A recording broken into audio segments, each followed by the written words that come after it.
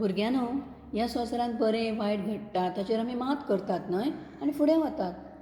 मनीस अशा जायत्या संकटांक तोंड दिता आनी फुडें सरता. पूण जेन्ना समाजान एकचार आसता हें सगळें शक्य आसा. समाजान एकचार म्हणल्यार कितें? आमचो एकवट, सगळ्या धर्माचो एकवट.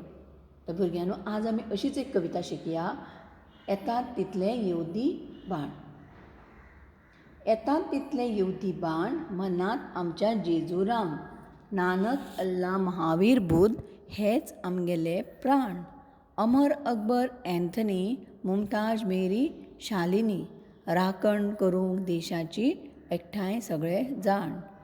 फूट आमच्यांत घालतले तेच फाल्यां रडटले.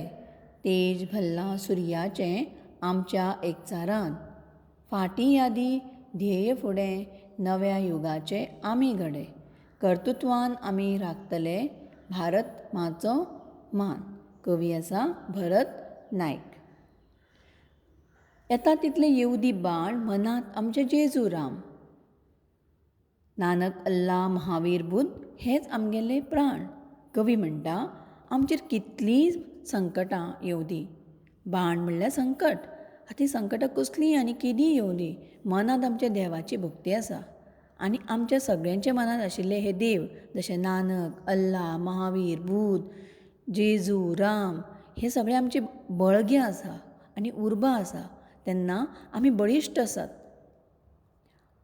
अमर, अकबर, एन्थनी, मुमताज, मेरी, शालिनी. राखण करूंक देशाची एकठांय सगळे जाण.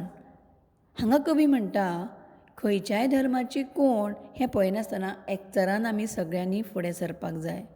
मागीर ते मुसलमान आसूं, किरिस्तांव आसूं वा हिंदू आसूं, एकचारान रावप भोव गरजेचें. अशे तरेन आमकां आमच्या भारत देशाची राखण करपाक जाय. फूट आमच्यांत घालतले तेच फाल्यां रडटले. तेज भल्लां सुर्याचें आमच्या एकचारान. जेन्ना आमी वेगळे वेगळे धर्माचे जावनय एकचारान रावतले तेन्ना भायल्यान कोण तरी येवन आमचो एकचार विस्कळीत करपाक पावचो ना. ताका खूब कठीण जातलें. कित्याक तर आमचो एकचार म्हणल्यार सुर्याचें तेज कशें. जशें मान वयर करून सुर्याच्या तेजाक आमच्यांनी पळोवंक जायना, तशें वांकडे नदरेन कोणूच आमचे कडेन पळोवंक पावचो ना. ताका त्रास जातले. फाटीं यादी ध्येय फुडें नव्या युगाचे आमी घडे. कर्तुत्वान आमी राखतले भारत माचो मान. पोन्न्यो यादी, वायट विचार, वायट वागणुको हें सगळें फाटल्यान उडोवन बऱ्या ध्येयान आमी फुडें सरपाक जाय. आयच्या नव्या जगा सांगाता आमकां चलपाक जाय. बरें कर्म करून म्हळ्यार बरें काम करून भारतभुंयेचो मान राखपाक जाय. कविता वाचात आनी समजात. तशेंच ह्या कवितेन कांय शब्द आयल्या तांकां उरफाटो अर्थ आसा.